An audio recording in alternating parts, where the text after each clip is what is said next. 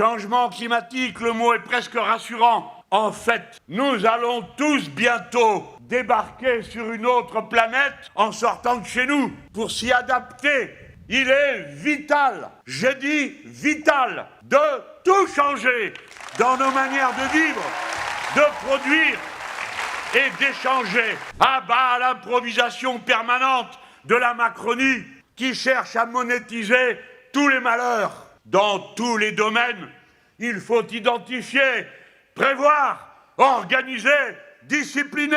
La pratique de la planification écologique n'est plus seulement une ardente obligation dont nous avons inventé le terme qui aujourd'hui est passé dans le vocabulaire courant. C'est devenu une exigence de survie. Qui peut dire le contraire? Personne. Demandez-leur la perception qu'ils ont de l'intensité de la crise climatique. Sans exagérer, a dit Madame Le Pen. Ni trop lent, ni trop vite, a dit Monsieur Édouard Philippe. Et à 2 Canadair près, a dit Monsieur Attal. Tartuffe, bon à rien. Alors aucune alerte n'a eu d'effet.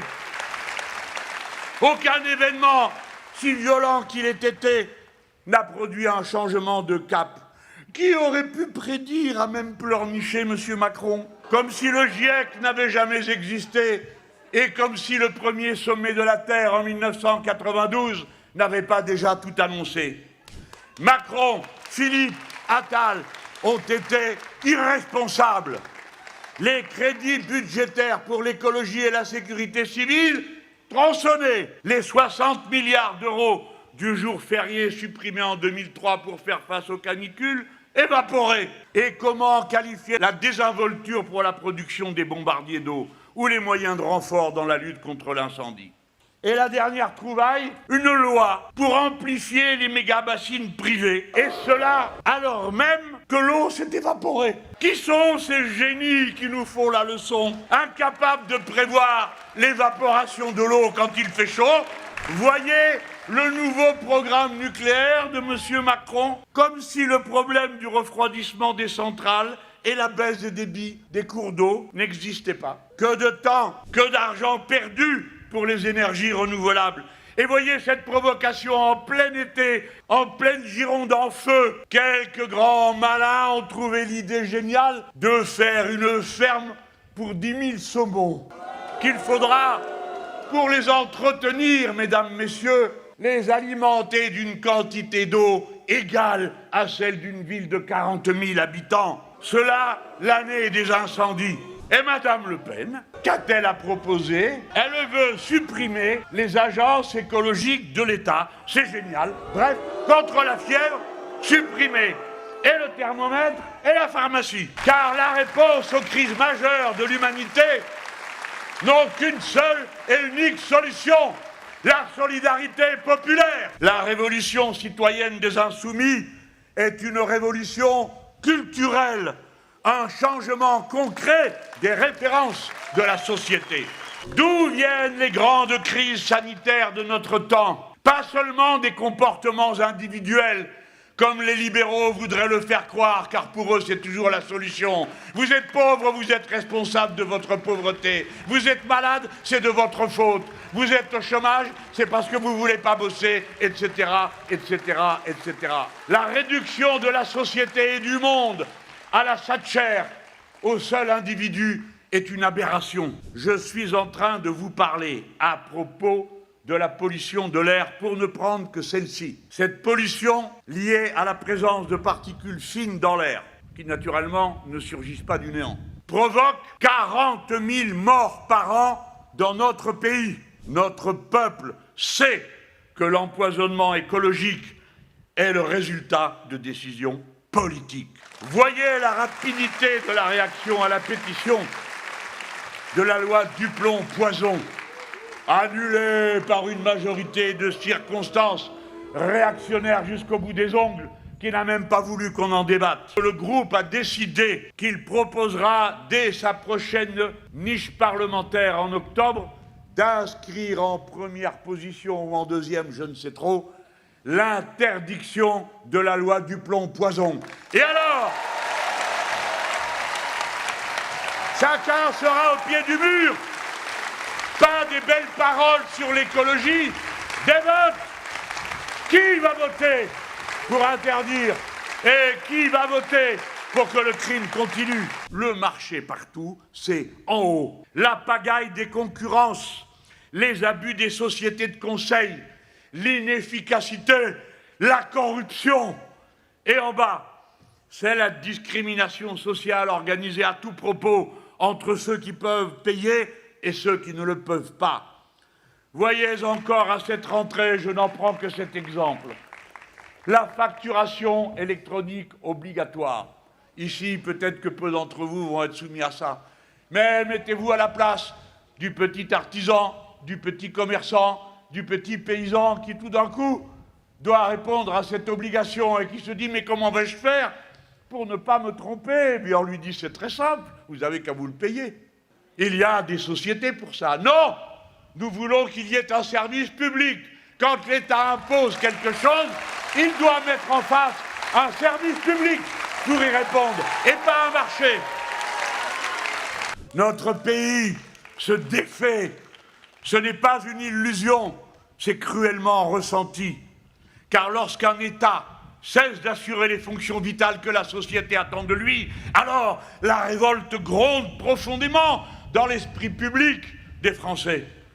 L'affaire du meurtre de Liana, l'impunité d'Epstein à Paris, l'imprévoyance des incendies, les violences et l'inefficacité policière incontrôlée, la loi a permis de tuer, le retrait des services publics de toute la ruralité, l'endettement spectaculaire sans aucun résultat concret pour vous dans votre vie, les vols à répétition des données personnelles stockées par l'État, les privilèges arrogants des ultra-riches qui, comme sous l'Ancien Régime, refusent de prendre leur part au bien commun, l'islamophobie décomplexée de toute l'officialité et combien d'autres déchéances de cet ordre sont vécues comme une faillite morale insupportable. Et voici ce qu'en pense le peuple. Qu'ils s'en aillent tous! L'État en France n'est plus que l'ombre de lui-même. Mais pour autant, faut-il reconstruire l'État du XXe siècle? Sûrement pas. Non, nous ne voulons plus de l'État qui sert de tremplin pour les carrières de ces cadres supérieurs engagés dans des allers-retours entre le public et le privé. La moitié des inspecteurs généraux des finances travaillent dans le privé. Un tiers sont passés par les banques privées. Cela sera dorénavant interdit.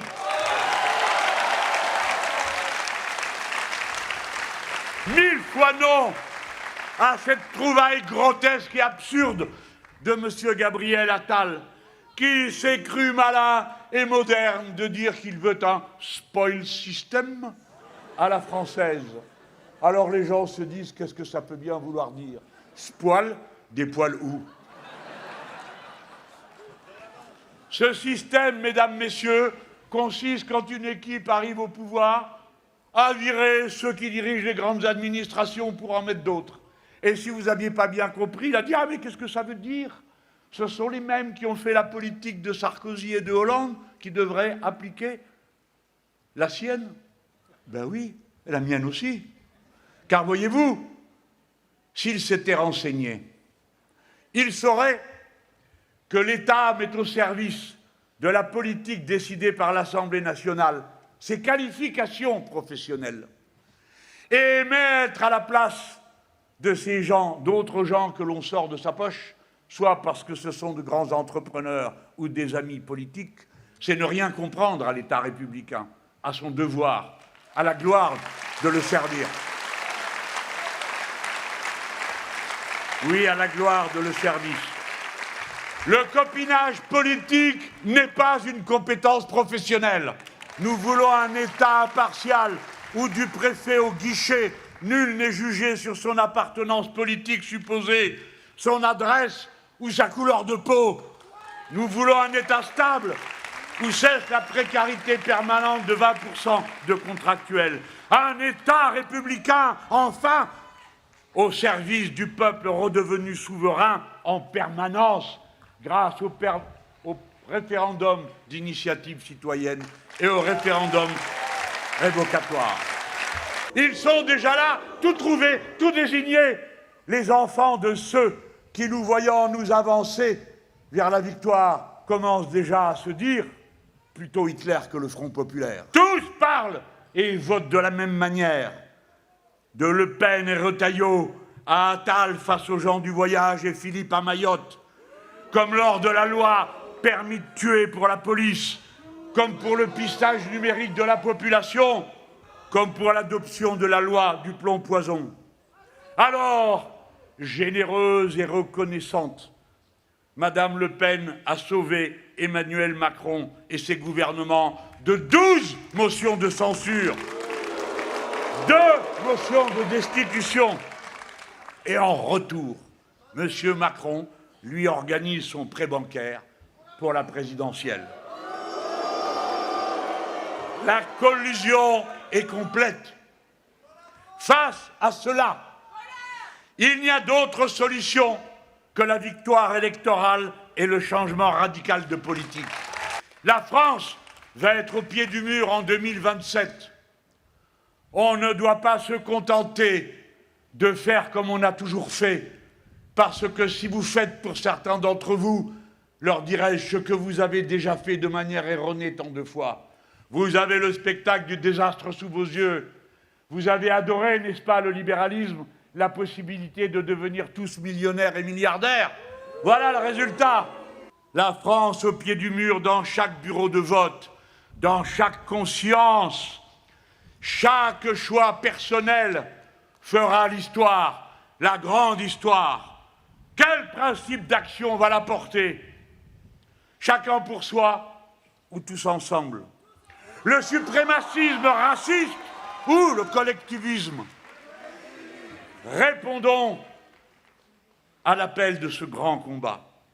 Il fait de nous le combat lui-même, parce que nous nous y investissons, non par sacrifice, mais par accomplissement personnel, comme c'est le cas chaque fois que l'on agit pour bien faire et dans le sens de l'intérêt commun.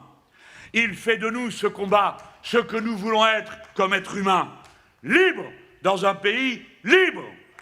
Vous le savez, vous le sentez, vous le devinez, vous le voyez arriver. Notre victoire ne sera pas seulement une victoire politique, mais un jour nouveau sur le monde qui est attendu de la France.